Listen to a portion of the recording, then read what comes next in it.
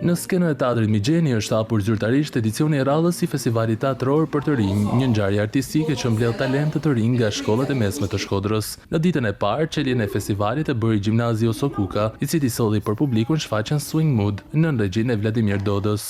Këta janë moshë e re, ne kena punu me këta, i kanë përzgjedh, kanë shkruajt edhe këta vetë dramatizimin, janë mundu ta bëjnë këta. Dhe unë vetëm e kam pastru, e kam rregullu. Pas shfaqjes për emocione dhe përvojën artistike folën edhe një pjesë e protagonistëve të skenës. Kjo ishte hera parë për mua në skenën e teatrit. Ka qenë një eksperiencë e paharrueshme, emocione të paharrueshme, edhe më vjen keq që marrë.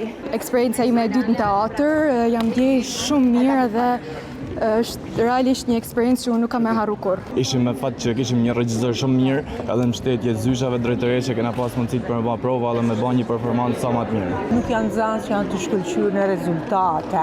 Dhe ishte vetë regjisori Vladimiri që e falenderoj, nuk mori sugjerimet tona, po tha unë të t'jeni dhe spikas vetë. Më herë gjatë të njëjtës ditë në skenë u ngjit edhe shkolla Shenazi Juka me shfaqjen Letër fëmijës së palindur kurrë, me regji nga Nikolin Fërketa. Këtë abortun e kam lidhur edhe me një fenomen tjetër që është mjaft shqetësues, globalisht që është edhe lufta në Palestinë.